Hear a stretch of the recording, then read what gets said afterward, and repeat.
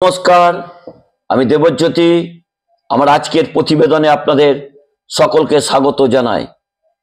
গত দুদিন আগে তৃণমূল কংগ্রেসের একজন প্রথম সারির নন্দীগ্রাম বিধানসভার নেতা, তিনি নৃশংসভাবে খুন হয়েছেন। তার নাম মহাদেব বিষয়ী।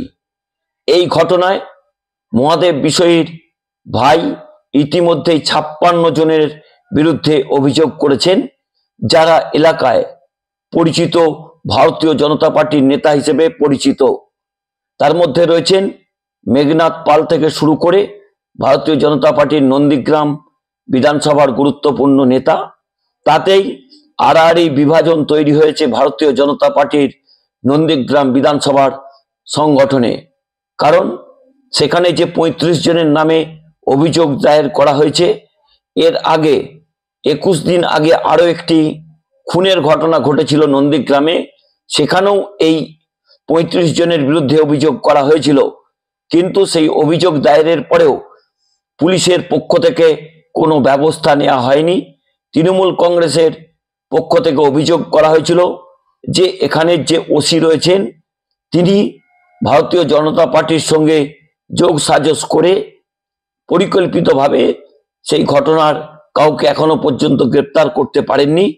তবে এই 56 জনের বিরুদ্ধে অভিযোগ দায়েরে ভারতীয় জনতা পার্টি কিন্তু রাজনীতি খুঁজতে শুরু করে দিয়েছেন। কারণ ইতিমধ্যেই নন্দীগ্রাম বিধানসভায় ভারতীয় জনতা পার্টির যে সংগঠন, তা কিন্তু আড়াআড়িভাবে বিভক্ত হতে চলেছে। কারণ অশোক করণ থেকে শুরু করে দেবাশিস দাস, একাধিক নেতৃত্ব এই গোকুলনগরের বেশ কয়েকজন ভারতীয় জনতা পার্টির নেতার বিরুদ্ধে দুর্নীতির অভিযোগ তুলছিলেন।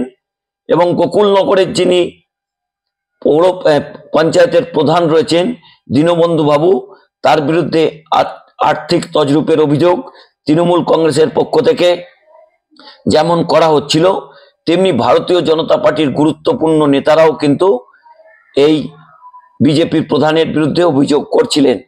এখন একটা সূত্র মারফত জানা যাচ্ছে যে নন্দীগ্রাম বিধানসভায় ভারতীয় জনতা পার্টির যে প্রথম সারির নেতৃত্বরা রয়েছেন, তার মধ্যে অশোক করণ থেকে শুরু করে দেবাশিস দাস থেকে শুরু করে বেশ কয়েকজন প্রথম সারির নেতা, তারা কিন্তু তৃণমূল কংগ্রেসের দিকে পা বাড়িয়ে রয়েছেন।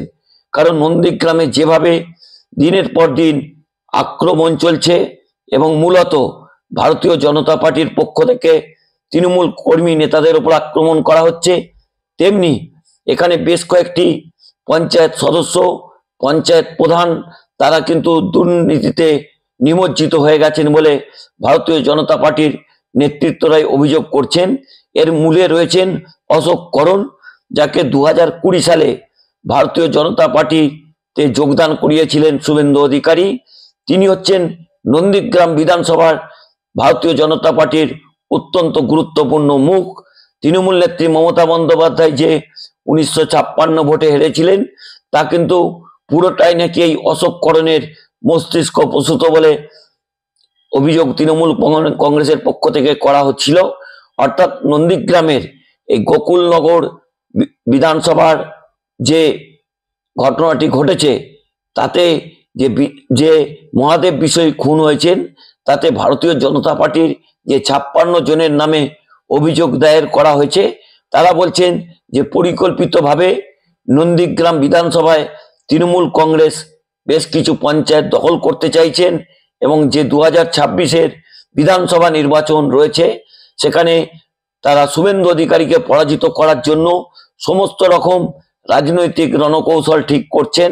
সেই জায়গাতেই পরিকল্পিতভাবে এই 56 জনের বিরুদ্ধে অভিযোগ দায়ের করা হয়েছে। তবে যে 56 জনের বিরুদ্ধে অভিযোগ দায়ের করা হয়েছে, তারাও কিন্তু নন্দীগ্রামের তৃণমূল কংগ্রেসের নেতৃত্বের সঙ্গে যোগাযোগ রাখছেন, পূর্ব মেদিনীপুরের একাধিক নেতৃত্বের সঙ্গে যোগাযোগ রাখছেন। তারাও ভারতীয় জনতা পার্টি ছেড়ে তৃণমূল কংগ্রেসে যোগ দিতে পারেন বলে একটা সূত্র মারফত জানা যাচ্ছে। অর্থাৎ ভারতীয় জনতা পার্টি যেটা অভিযোগ করার চেষ্টা করছেন যে নন্দীগ্রামে ভারতীয় জনতা পার্টির সংগঠনকে ভেঙে দেওয়ার জন্যই পরিকল্পিতভাবে 56 জনের বিরুদ্ধে অভিযোগ করা হয়েছে। একটি বিধানসভায় যদি 56 জন প্রথম সারির নেতার বিরুদ্ধে অভিযোগ দায়ের হয়, সেই বিধানসভায় যে রাজনৈতিক ক্ষতি হবে তা কিন্তু শুভেন্দু অধিকারী নিজেই জানেন। তিনি সেই ক্ষতি মেরামতের জন্য ইতিমধ্যেই তিনি পথে নেমেছেন। তিনি একাধিকবার নন্দীগ্রাম বিধানসভার ভারতীয় জনতা পার্টির সকল নেতৃত্বের সঙ্গে বৈঠক করেছেন, কিন্তু অশোক করণ তাকে তার মন রাখার জন্য গত কয়েকদিন আগে ভারতীয় জনতা পার্টি তাকে ব্যক্তিগত দেহরক্ষী দিয়েছিলেন, কিন্তু তিনি সেই দেহরক্ষীও আগামীকাল ছেড়ে দেবেন বলে সূত্র মারফত জানা যাচ্ছে।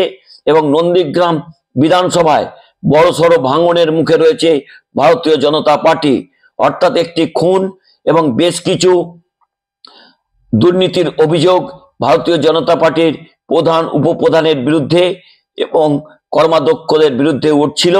তার জায়গাতেই অশোক করণ বেশ কিছুদিন ধরে প্রতিবাদ করছিলেন, দেবাশিস দাসরা বেশ কিছুদিন ধরে প্রতিবাদ করছিলেন, কিন্তু ভারতীয় জনতা পার্টির জেলা নেতৃত্ব শুভেন্দু অধিকারী তিনি কোনো ব্যবস্থা নেননি। এবং এই ঘটনার অর্থাৎ যে বৃন্দাবন চকে যে তৃণমূল কর্মী খুন হয়েছেন সেই ঘটনার মূল অভিযুক্ত মেঘনাথ পাল, তিনি কাঁথি সাংগঠনিক জেলার ভারতীয় জনতা পার্টির সদস্য, তাকেও কিন্তু মূল অভিযুক্ত করা হয়েছে। তার অঙ্গুলি হেলনি নাকি এই মহাদেব বিষয় খুন হয়েছে। অর্থাৎ তৃণমূল কংগ্রেসের যেটা অভিযোগ যে নন্দীগ্রাম সহ কন্টায় যে কোঅপারেটিভ নির্বাচন হয়েছে সেখানে মহাদেব বিষয়ী অত্যন্ত গুরুত্বপূর্ণ ভূমিকা নিয়েছিলেন, যার জন্যই কিন্তু নন্দীগ্রামের ভারতীয় জনতা পার্টির সমবায় নির্বাচনে ফল খারাপ হয়েছে। সেই জন্যই পরিকল্পিতভাবে বিধানসভা নির্বাচনের আগে মহাদেব বিষয়ীকে পরিকল্পিতভাবে খুন করা হয়েছে বলে তৃণমূল কংগ্রেসের অভিযোগ। অন্যদিকে সেই নন্দীগ্রামের যিনি ওসি ছিলেন তাকেও কিন্তু সরিয়ে দেওয়া হয়েছে, কারণ তিনি ভারতীয় জনতা পার্টির পাপেট হিসেবে কাজ করছিলেন। কারণ গত 21 দিন আগে আরো একজন তৃণমূল কর্মী খুন হয়েছিলেন নন্দীগ্রামে। সেই ঘটনায় এখনো পর্যন্ত যাদের বিরুদ্ধে অভিযোগ করা হয়েছে তাদের কাউকে গ্রেপ্তার করতে পারেনি নন্দীগ্রাম থানার পুলিশ। সেই জন্যই পুলিশের পক্ষ থেকে সেই তুহিন বিশ্বাসকে আবার ওসি হিসেবে নন্দীগ্রাম থানায় আনা হয়েছে। তিনি নন্দীগ্রাম এবং চণ্ডীপুর এই দুটি থানার দায়িত্বে আবার ফিরে এসেছেন। তাতেই ভারতীয় জনতা পার্টির নেতারা চিন্তিত হয়ে পড়েছেন, কারণ যে 56 জনের বিরুদ্ধে অভিযোগ উঠেছে তারা যে কোনো দিন গ্রেপ্তার হতে পারেন। অন্যদিকে নন্দীগ্রাম বিধানসভায় তৃণমূল কংগ্রেস রাজনৈতিকভাবে সাফল্য পেতে সমস্ত রকম পরিকল্পনা নিচ্ছেন এবং সেই মতোই অশোক করণ, দেবাশিস দাস সহ একাধিক ভারতীয় জনতা পার্টির প্রথম সারির নেতা তৃণমূল কংগ্রেসের দিকে পা বাড়িয়েছেন।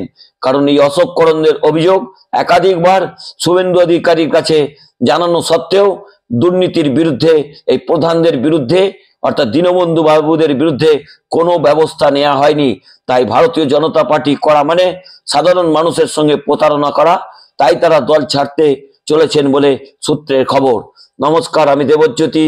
যদি আমার এই পর্বটি ভালো লাগে চ্যানেলটি সাবস্ক্রাইব করে বেল আইকনটি ক্লিক করে আমার পাশে থাকবেন। শুভরাত্রি।